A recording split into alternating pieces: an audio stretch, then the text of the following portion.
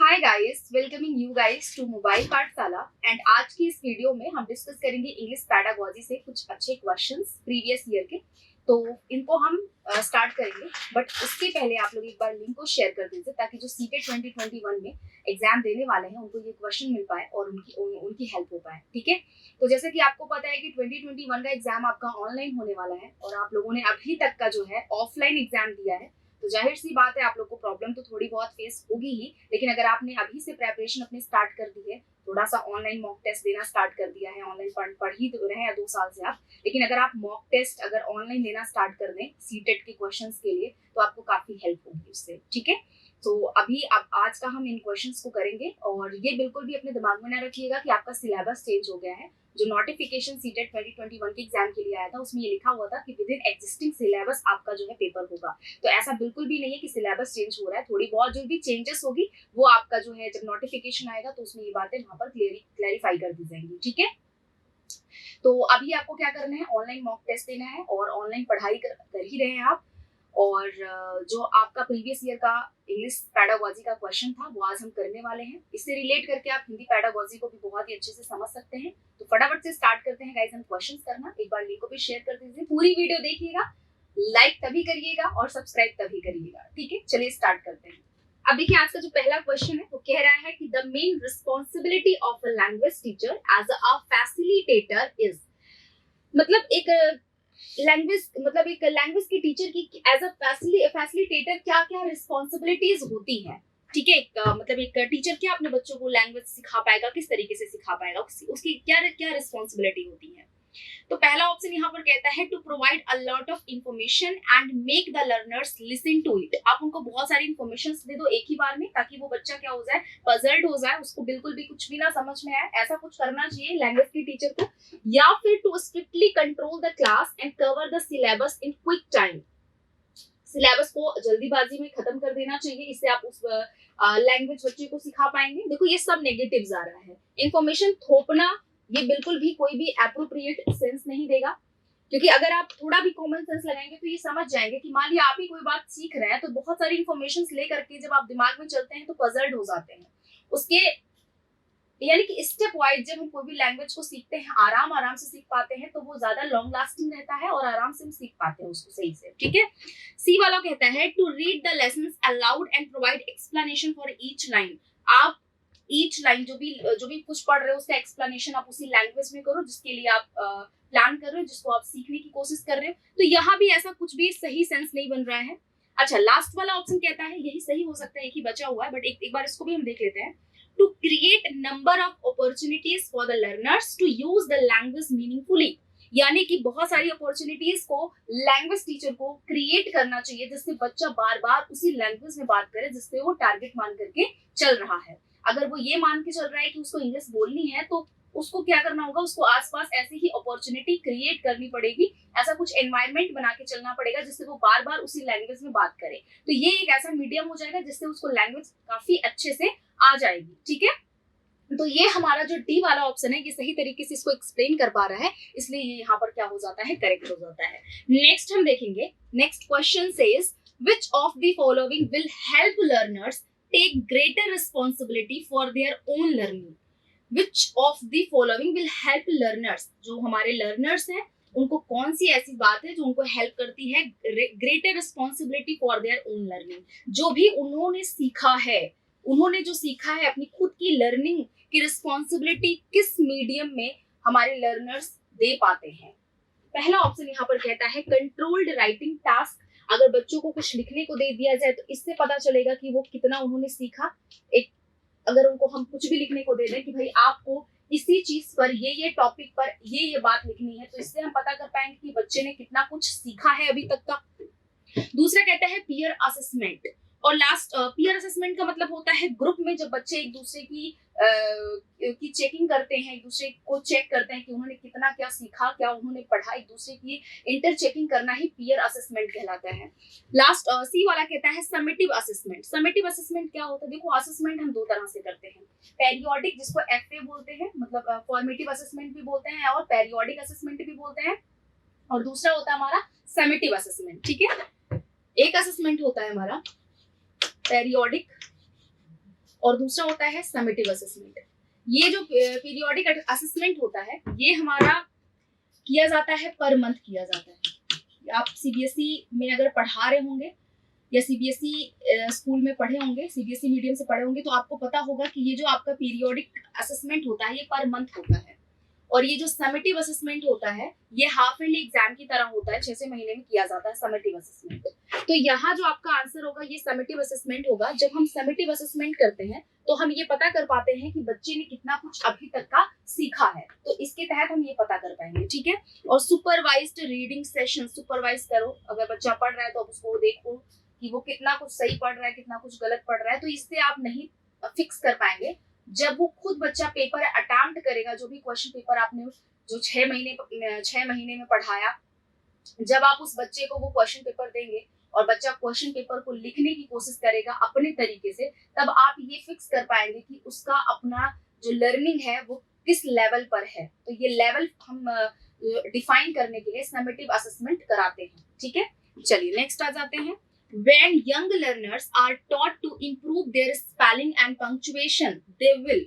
जब young learners को, छोटे बच्चों को जब ये बताया जाता है कि अपनी स्पेलिंग आप कैसे सही कर सकते हो, या स्पेलिंग उनको सिखाया जाता है, करेक्ट स्पेलिंग सिखाई जाती है, पंक्चुएशन मार्क्स सिखाए जाते हैं कि कहाँ कॉमा, कहाँ फुल स्टॉप, कहाँ इन्वर्टेड कॉमा, ये सब कहाँ लगाना है, तो उनको इससे क्या मतलब, क्या एडवांटेज इससे मिलता है उनको। नर्चर दिया क्रिएटिविटी, उनकी क्रिएटिविटी इंक्रीज होती है, उनकी क्रिएटिविटी बढ़ती है। Sharpen their listening skill. अब देखो यहाँ पर लिखना बताया गया है, लिखने से रिलेटेड हमें कोई आंसर चाहिए, तो यहाँ पर सुनने से रिलेटेड है, यानी कि ये तो हमारा बिल्कुल भी नहीं होगा। कंसीडर हम फर्स्ट वाले को कर सकते हैं क्योंकि ये पॉजिटिव बता रहा है। अब इसके कंपैरिजन में अगर अदर वाला सही होता है तो उसको हम टिक कर सकते हैं। सी वाला कहता है इम्प्रूव देयर फ्लुएंसी। हाँ बिल्कुल। अच्छा, इंप्रूव हमारी फ्लुएंसी कब होती है? जब हमें पता होता है कि इस टाइम हमें रुकना है, इस टाइम हमें थोड़ा सा रुक के बात करना है, थोड़ा फास्ट बात करना है, यहाँ पर हमें थोड़ा सा पॉज लेना है। ऐसा कुछ हम तब कर पाते हैं जब हमें पता होता है कि इसके बाद यहाँ फुल स्टॉप या इन्वर्टेड कॉमा क्या क्या है, क्या क्या पंक्चुएशन मार्क लगेंगे, स्पेलिंग क्या होनी चाहिए, स्पेलिंग से फिक्स होता है हमारा प्रोनाउंसिएशन। तो ये सारी बातें जब हम सीख जाते हैं तो हमारी इससे क्या होती है, हमारी इससे स्पीकिंग फ्लुएंसी हमारी सही होती है। तो यहाँ पर आपका सी ऑप्शन एकदम करेक्ट आपका यहाँ पर एप्रोप्रिएट होता है। एनहेंस देयर फ्लुएंसी, एनहेंस तभी होगी ना जब हमें आएगा, पहले हमें सीखना है फिर हम उसको एनहेंस करेंगे। तो यहाँ पर ज्यादा जो एप्रोप्रिएट आपका आंसर है वो हो जाता है आपका सी, ठीक है। Next, instead of asking questions and getting answers from her learners, a teacher gives some short text and asks her learners to frame questions. Her primary objectives is to। यहाँ कहने का मतलब है कि टीचर ने अपने बच्चों को टेक्स्ट दिया और उनसे कहा टेक्स्ट यानी कि कुछ पढ़ने को उनको दिया, उनसे उस टेक्स्ट के रिगार्डिंग क्वेश्चन आंसर पूछने के बजाय उसने क्या किया उन्होंने हर learners from to frame a question. उन्होंने कहा कि ये भाई, ये जो टेक्स्ट है इसके क्वेश्चन आंसर का मुझे पूछना है आपसे, आपको क्या करना है, आपको इस टेक्स्ट में खुद से ही एक क्वेश्चन बनाना है। अब यहाँ पर हम क्या कर रहे हैं, बच्चे को कुछ पढ़ने को दिया जाता है और उससे कहा जाता है कि आप खुद क्वेश्चंस को क्रिएट करिए। तो यहाँ पर टीचर क्या करना चाहते हैं, उसका ऑब्जेक्टिव क्या है इस तरह के टास्क देने का बच्चों को। आइए हम ऑप्शन से चेक करेंगे। Make the learners realize the difficulties faced by teachers in preparing questions paper। ये बताना चाहती है टीचर कि बच्चों को ये बताना चाहती है कि टीचर को जब क्वेश्चन पेपर तैयार करना होता है तो उसको क्या क्या डिफिकल्टीज आती है, ये बताने का मोटिव है टीचर का। या फिर enhance the learners analytical and critical thinking, उनकी एनालिटिकल और क्रिटिकल थिंकिंग को इंक्रीज करने के लिए टीचर उनको ऐसा कुछ टास्क देती है जिससे वो खुद क्वेश्चंस को क्या करे, खुद क्वेश्चंस को क्रिएट करे। अब भाई आप बताओ, अगर आप अपने क्लास में बहुत सारे बच्चों के बीच में बैठते हैं और टीचर ने कुछ पढ़ाया आपको, आप ही एक ऐसे स्टूडेंट हैं जो क्लास में क्वेश्चन पुट करते हैं, तो आप ज्यादा क्रिएटिव हैं या वो बच्चे ज्यादा क्रिएटिव हैं जो बिल्कुल भी क्वेश्चन नहीं पूछते हैं? आप ज्यादा क्रिएटिव होंगे। क्यों? क्योंकि आपने उसमें से कोई डाउट तो आपने क्रिएट किया।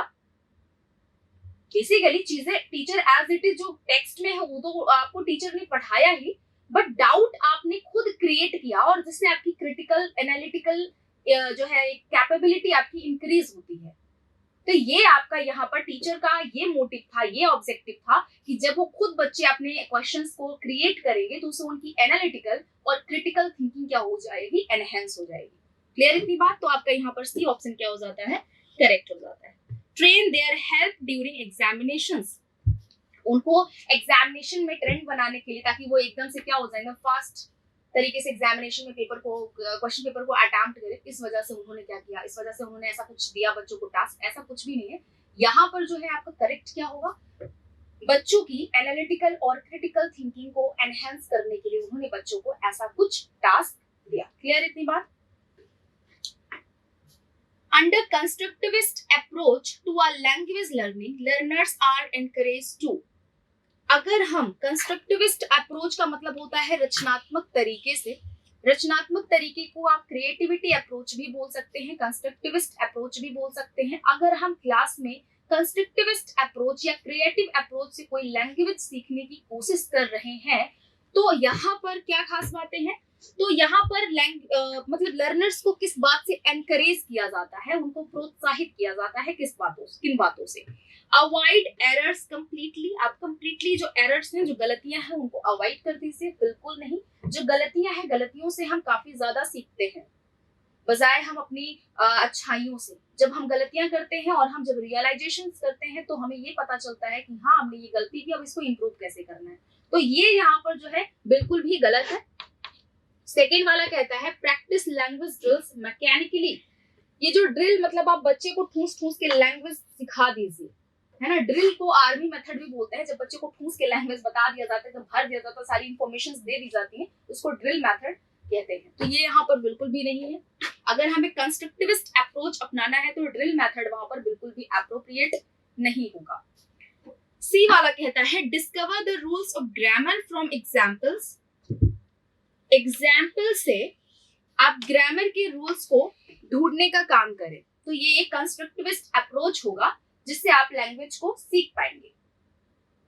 यहाँ पर डी वाला ऑप्शन कहता है learn the grammar rules by rote, आप ग्रामर रूल्स को अच्छे से लर्न कर लीजिए। आपको मैं बता दूं, सीटेट ने जो सही आंसर माना है वो माना है आपका डी।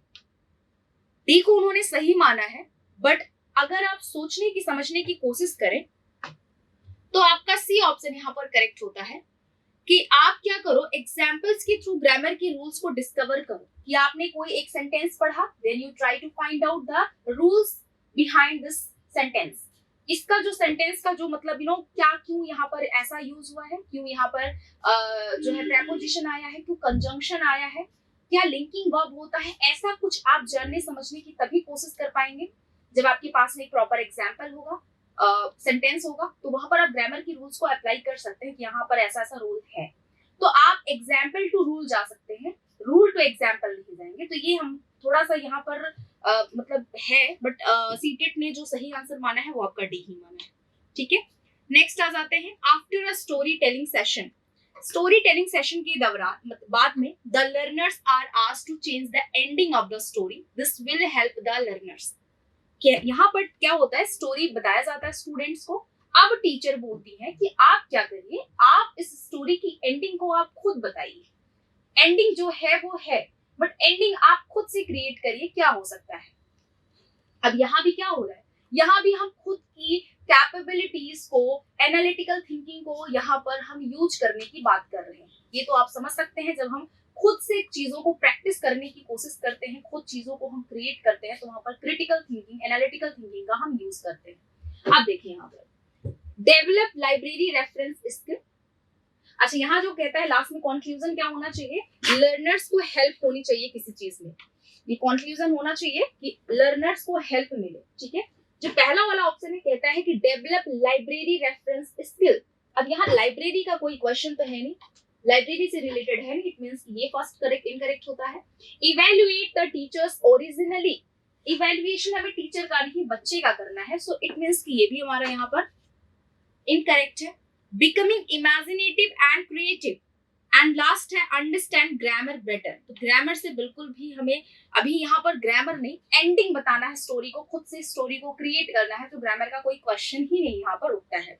आंसर क्या हो जाएगा आपका? सी हो जाएगा। हमें अपने स्टूडेंट को, अपने लर्नर को हमें क्या बनाने के लिए, इमेजिनेटिव, काल्पनिक, मतलब वो सोच पाए, चीजों को इमेजिन कर पाए, एंड क्रिएटिव, रचनात्मक बनाने के लिए स्टोरी का एंडिंग टीचर ने अपने बच्चों को कहा कि आप खुद से इसको कंस्ट्रक्ट करिए, खुद से इसको बनाइए। क्लियर इतनी बात? नेक्स्ट आ जाते हैं। When young learners are asked to read a text silently, बच्चों को कुछ बताया गया कि कहा गया कि आप किसी टेक्स्ट को, यानी किसी बुक को या कि कोई भी लिखी सामग्री को आप बहुत ही चुपचाप साइलेंटली आप पढ़िए। दे शुड बी इंस्ट्रक्टेड, उनको ऐसा क्या करने को कहा गया? पहला ऑप्शन यहाँ पर कहता है to infer the meaning of new words from the context and read with comprehension. Infer the meaning of new words, आप न्यू वर्ड्स को ढूंढिए, पढ़िए और उसके कॉन्टेक्स्ट में उसकी मीनिंग को समझने की कोशिश करिए। ठीक है। दूसरा वाला कहता है to pay special attention to grammar items used in the passage. Silently पढ़ने के लिए टीचर ने जब अपने बच्चों को दिया तो उनका ये मोटिव था कि बच्चे जो ग्रामर की रूल्स हैं वो जो पैसेज में दिए हुए हैं उनको वो पढ़े, उस पर ज्यादा उनको अटेंशन वो दे उस पर। To read fast even if they don't comprehend the meaning, ये तो बिल्कुल नेगेटिव चला जाता है। ऐसा कुछ भी हमारा मोटिव नहीं, किसी भी टीचर का नहीं हो सकता है कि वो बच्चों को मीनिंग ना बताए या बच्चों को कोई ऐसा टास्क दे जिससे वो केवल तेजी आवाज में पढ़े, बल्कि उसका मतलब उनको ना समझ में आए वहां पर। तो ये हमारा नेगेटिव स्टेटमेंट हो जाता है जो कि कंप्लीटली इनकरेक्ट है। डी वाला कहता है to stop reading whenever they encounter a difficult word और फ्रेज। जब उनको कुछ ऐसा डिफिकल्ट मिल जाए तो वो अपना रीडिंग वहां पर क्या कर दे, स्टॉप कर दे, बंद कर दे। तो ये भी नेगेटिव हो जाता है अगर वो रीडिंग वहां पर बंद कर देंगे। यहाँ पर ये तो इंस्ट्रक्ट नहीं किया गया ना कि टीचर से आप पूछिए अगर आपको नहीं समझ में आ रहा है। देखिए यहाँ पर ये भी इनकरेक्ट हो जाता है, इसका भी कोई सेंस नहीं बनेगा। अब बेसिकली क्या होता है कि जब आपके पास में कोई एक नया वर्ड आ जाता है, चाहे वो हिंदी का हो या फिर वो इंग्लिश का हो, आपके पास में एक नया वर्ड है जिसका मतलब आपको नहीं पता है, तो आप कॉन्टेक्स्ट से रिलेट करके उसका मतलब जानना समझना आपको होता है, उससे आप समझ सकते हैं। ऐसा नहीं है कि आप वहां पर एंड कर दें या डिक्शनरी का यूज करें, आप कॉन्टेक्स्ट से रिलेट करके उस वर्ड की मीनिंग वहां पर निकाल सकते हैं। ये होता है एप्रोप्रिएट वे, एक मेथड जिससे हम लैंग्वेज को सीखते हैं। तो यहाँ पर ये पहला वाला ऑप्शन जो है ये इसको अच्छे तरीके से क्या कर रहा है, मॉडिफाई कर रहा है, एक्सप्लेन कर रहा है। तो इसलिए ये आपका पहला ऑप्शन यहाँ पर करेक्ट हो जाता है। ठीक है। Next, constructivist approach to language teaching expects the teacher to. जो रचनात्मक तरीका है, एक रचनात्मक अप्रोच है किसी लैंग्वेज को पढ़ाने का, एक्सपेक्ट्स द टीचर टू।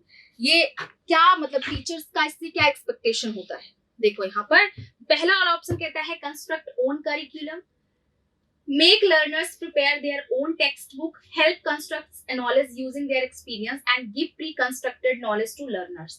जो हमारे कंस्ट्रक्टिव अप्रोच है, जो हमारा मतलब जो टीचर्स यूज करते हैं, टीचर से ऐसा क्या एक्सपेक्ट किया जाता है? मतलब अगर कोई भी टीचर एक कंस्ट्रक्टिव अप्रोच अपना रहा है, फॉलो कर रहा है अपने स्टूडेंट्स को लैंग्वेज को सिखाने के लिए, तो उससे क्या एक्सपेक्ट किया जा सकता है? वो कौन सा ऐसा वे है जो वो यूज कर सकता है लैंग्वेज को सिखाने के लिए बच्चों को?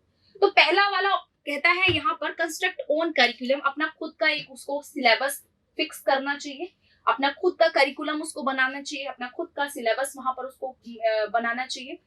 Make learners prepare their own text book, उसको अपने मतलब अपने स्टूडेंट्स को उनका खुद का टेक्स्ट बुक प्रिपेयर करने को बोलना चाहिए। उनका help construct knowledge using their experience. पहला वाला यहाँ थर्ड वाला कहता है कि अपने टीचर्स को क्या करना चाहिए, अपने एक्सपीरियंस को यूज करके, अपने एक्सपीरियंस जो भी उनका अपना अनुभव रहा है उस लैंग्वेज को लेकर के, उसका यूज करके वो अपने लर्नर्स को लैंग्वेज को सिखाए। तो ये ज्यादा यहाँ पर एप्रोप्रिएट होता है rather than making their own curriculum and बच्चों को क्या करे, उनका खुद का टेक्स्ट बुक उनको रटवा दे। तो इनसे ज्यादा बेटर जो आपका है वो ये है कि अपने एक्सपीरियंस का यूज करके वो बच्चों को लैंग्वेज सिखा दे। तो यहाँ पर सी ऑप्शन करेक्ट हो जाता है। Give pre constructed knowledge to learners, पहले से उनको कोई नॉलेज दे देना उतना एप्रोप्रिएट नहीं है। आते हैं नेक्स्ट पे। When a test item expects the learners to use tense from wise, connectors, prepositions and articles accurately, such an approach can be called। When a test item expects, जब बच्चों का टेस्ट लिया जाता है तो टीचर ये expect करती है कि लर्नर क्या करे, जो हमारा स्टूडेंट है वो क्या करे, टेंस, टेंस के फॉर्म्स, वाइस, कनेक्टर्स यानी कंजंक्शंस, प्रेपोजिशंस, आर्टिकल्स, सारी चीजों का वो बहुत ही अच्छे से यूज करे उस सेंटेंस में। कहने का मतलब है टीचर ने कोई टेस्ट लिया तो वो एक्सपेक्ट करती है कि बच्चे सारे ग्रामेटिकल रूल्स को वो एक्यूरेटली वहां पर यूज करें, ठीक है। Such an approach can be called, ये जब हम अप्रोच फॉलो करते हैं या टीचर जब ये अप्रोच फॉलो करती है तो इस अप्रोच को क्या कहा जाता है, इंटीग्रेटेड ग्रामर टेस्टिंग कहा जाता है। जब हम क्या करते हैं, सारी जो हमारे ग्रामर के कॉन्सेप्ट है जब उनको इंटीग्रेट करके यानी उनको मिला करके जब हम कोई सेंटेंस बिल्ड करते हैं, सेंटेंस फॉर्म करते हैं, तो वहां पर क्या होता है, सेंटेंस फॉर्म करते हैं एक्यूरेटली, सही तरीके से, तो उसको हम इंटीग्रेटेड फॉर्म बोलते हैं। तो यहाँ पर पहला वाला ऑप्शन आपका करेक्ट हो जाता है, integrated grammar testing. Clear?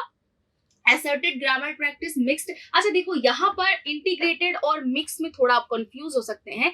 Integrated का भी मतलब होता है मिलाना और मिक्स्ड का भी मतलब होता है मिलाना, बट मिक्स्ड का मतलब होता है चीजों को एक ही साथ मिला दिया। वहां पर आप डिफाइन ही नहीं कर सकते कि कहाँ पर प्रेपोजिशंस है और कहाँ पर आपका कंजंक्शन है, तो इसमें कंफ्यूजन हो जाएगी जब मिक्सिंग हम ग्रामर टास्क का यूज करेंगे। बट इंटीग्रेटेड में हम चीजों को डिफाइन कर सकते हैं, ग्रामर के हर कॉन्सेप्ट को डिफाइन कर सकते हैं कि कौन सा क्या कहाँ पर यूज किया गया है। क्लियर इतनी बात? नेक्स्ट आ जाते हैं। Minimal pairs are usually used to give practice in vocabulary, structures, pronunciations या रीडिंग। मिनिमल पेयर्स आर, ये फैक्चुअल क्वेश्चन है, इसका आंसर हो जाता है आपका रीडिंग, ठीक है। Minimum pairs are usually used to give practice in, मतलब कुछ चीजों का पेयर बना बना के, जैसे जाता है, जाती है, इस तरह का पेयर्स जब आप कहीं भी देखते हैं, है ना, गो, वेंट, गॉन, इस तरह के पेयर्स जो होते हैं जो सेंटेंसेस में देखने को मिलते हैं, ये हमारी रीडिंग कैपेबिलिटी को इंक्रीज करने के लिए, एनहांस करने के लिए सेंटेंस में यूज किए जाते हैं। क्लियर? नेक्स्ट का जाते हैं। Prediction as a sub skill is associated with summarizing, note making, reading and drafting. Prediction का मतलब होता है भविष्यवाणी करना। भविष्यवाणी करना। अब यहाँ पर मान लिया मैंने आपको कोई भी टेक्स्ट दिया, अब मैं उसकी एंडिंग आपसे कह रही हूँ कि आप खुद प्रेडिक्ट करिए कि इसकी एंडिंग क्या होगी। जैसे आप मूवीज वगैरह में देखते हैं कि आप जब भी कोई सीरियल वगैरह देखेंगे तो आप ये प्रेडिक्ट करेंगे कि लास्ट में हीरो मरेगा या हीरोइन मरेगी या दोनों मिलेंगे, ऐसा कुछ आप प्रेडिक्ट कर पाते हैं, या इसकी हैप्पी एंडिंग होगी या नहीं होगी। तो ऐसा जब कुछ आप प्रेडिक्ट करते हैं तो वो हमारा वहां पर हम प्रेडिक्शन मेथड का यूज करते हैं। और ये हमारा यहाँ पर एक फैक्चुअल क्वेश्चन होता है। प्रेडिक्शन करना यानी समराइज करना, आप स्टोरी को समराइज कर देते हैं और कंक्लूजन तक आ जाते हैं कि इसके बाद ऐसा कुछ होना है। क्लियर इतनी बात? तो यहाँ पर समराइजिंग आपका करेक्ट हो जाता है। Next, a teacher gives many sentences and asks her student to arrange them into a letter using appropriate connectors. Teacher ने क्या किया, अपने बच्चे को एक टास्क दिया कि आपके पास में कुछ सेंटेंसेस हैं तो आपको उसे क्या करना है, आपको उसको अरेंज करना है, मैनेज करना है, ठीक है। Into a letter using appropriate connectors, एक एप्रोप्रिएट कनेक्टर्स को का यूज करके आपको उस सेंटेंस को अरेंज करना है।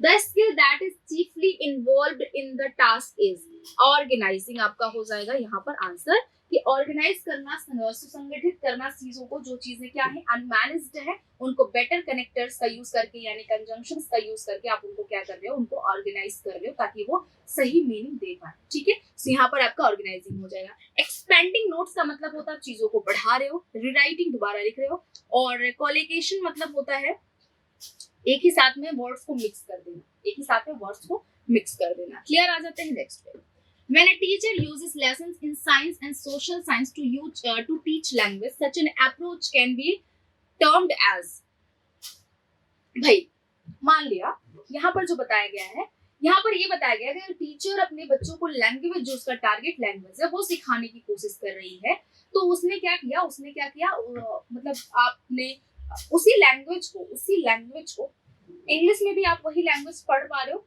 मैथ्स में भी वही पढ़ पा रहे हो, आप उसी लैंग्वेज को जो है जितने भी सब्जेक्ट है वो सारे सब्जेक्ट आपकी उसी लैंग्वेज में है। तो ये जो हमारा अप्रोच है ये किस चीज के बारे में यहाँ पर डिफाइन कर रहा है, जो लैंग्वेज आप सीख रहे हो उसी लैंग्वेज में आपको सारे टेक्स्ट पढ़ने को मिल रहे हैं, सारे सब्जेक्ट पढ़ने को मिल रहे हैं। तो यहाँ पर ये जो हमारा अप्रोच है ये can be termed as objective language teaching. Objective language teaching में क्या होता है, हम जो भी लैंग्वेज टारगेट मान के चल रहे हैं उसी में ही हम सारे सिलेबस सारे सब्जेक्ट्स को पढ़ रहे हैं। क्लियर इतनी बात? तो आपका जो आंसर हो जाएगा वो हो जाएगा आपका D, objective language teaching. Clear guys? अगर आपको सेशन अच्छा लग रहा है तो एक बार मेरे लिए लाइक शेयर एंड सब्सक्राइब जरूर करिएगा, मुझे बहुत ही अच्छा लगेगा। एंड अगर आपको पूरी वीडियो आप देखिएगा, अगर आपको वीडियो अच्छी लगेगी एक बार सब्सक्राइब जरूर करिएगा, ठीक है? ऐसे ही हम आपके लिए अच्छे से अच्छा वीडियो और पैडागोजी से रिलेटेड, इंग्लिश पैडागोजी से रिलेटेड जितने भी आपके प्रीवियस ईयर के क्वेश्चंस हैं मैं आपको कराऊंगी। इससे आपकी 2021 में काफी हेल्प हो पाएगी आपको, और आप ये सोच पाएंगे, प्रेडिक्ट कर पाएंगे कि आपका एग्जाम कैसे जाएगा। बट फिलहाल आपको अभी इस टाइम में क्या करना है, क्योंकि आपको जैसे कि पता है कि अब पेपर आपका होने वाला है ऑनलाइन, तो अभी आपको क्या करना है, अभी आपको ऑनलाइन मॉक देना है। इससे आप क्या हो पाएंगे, कॉन्फिडेंट हो पाएंगे कि आप कितना, आपका लेवल क्या है ना, कि आप डर रहे हैं कि नहीं डर रहे हैं, आपका डर खत्म हो जाएगा। अगर ऑनलाइन मॉक टेस्ट आप देते ही रहिए, ठीक है? आपको ऑफलाइन नहीं जाना है, क्योंकि अल्टीमेटली ऑनलाइन ही पेपर होने वाला है, तो उस पे ज्यादा आप फोकस्ड होंगे, ठीक है? चलिए आ जाइए इस पे आ जाते हैं 14 पे। The most important feature of an effective language classroom is opportunity for learners to. अगर हमें लैंग्वेज क्लासरूम में बच्चों को एक अपॉर्चुनिटी दी जाए ऐसी कि जिससे उनका लैंग्वेज एनहेंस हो जाए, तो वो होनी चाहिए क्या, इंटरेक्ट होना चाहिए, बातचीत होना चाहिए। इवेल्युएट एनालिसिस नहीं करना है, इमिटेट नकल नहीं, रिलैक्स आराम नहीं करना है। इंटरेक्ट जब बच्चे करेंगे तो उनकी लैंग्वेज की स्किल और ज्यादा इंप्रूव हो पाएगी। क्लियर? नेक्स्ट आ जाते हैं। In learning a new language multilingualism is, अगर हम बहुभाषी हैं, तो अगर अब हमारे लिए जो हम कुछ नया लैंग्वेज सीखने जा रहे हैं वो हमारा मल्टीलिंगुअल होना कितना कुछ ज्यादा उसमें क्या करेगा, उसमें इम्पैक्ट डालेगा। तो भाई यहाँ पर अगर हम बहुभाषी हैं, मल्टीलिंगुअल हैं, तो वो हमारा दूसरे लैंग्वेज के लिए एक एसेट का काम करेगा, एक संपत्ति का काम करेगा। एसेट का मतलब होता है संपत्ति। मान लिया आपको पहले से 4-5 लैंग्वेज आती है और आप दूसरे लैंग्वेज को टारगेट कर रहे हो, तो आपको जो लैंग्वेज पहले से आती है वो आपके लिए एक एसेट, एक संपत्ति का काम करेगी, जिससे बेस्ड आप दूसरे लैंग्वेज को सीख पाएंगे। जैसे हिंदी से हम इंग्लिश आते हैं, तो वैसे ही आप दूसरे लैंग्वेज को जब सीखेंगे तो आपको जो पहले से लैंग्वेज आती है वो आपका एक एसेट का काम करेगी। क्लियर इतनी बात? नेक्स्ट आ जाते हैं। Sitting arrangement should be flexible in a language classroom, because अगर सिटिंग अरेंजमेंट लैंग्वेज की क्लासरूम में बच्चों का सिटिंग अरेंजमेंट होना चाहिए, यानी कि रोटेशन होना चाहिए। अच्छा भी, ये रोटेशन किस चीज में हेल्प करेगा, क्यों हमें ये रोटेशन कराते हैं? It reduces the responsibility of the teacher, teacher की रिस्पॉन्सिबिलिटी को कम करने के लिए। बिल्कुल देखो, टीचर रिस्पॉन्सिबल होता है अपने छात्रों के लिए कि उनको जो भी लर्निंग मिले वो कैसी हो, और क्योंकि हम अल्टीमेटली टीचर को भगवान ही मानते हैं कि उसको अब रिलैक्स करवा देंगे तो दिक्कत हो जाएगी। यहाँ पर ये आंसर यहाँ पर नहीं है। टीचर की रिस्पॉन्सिबिलिटी हम कभी भी खत्म नहीं कर सकते हैं।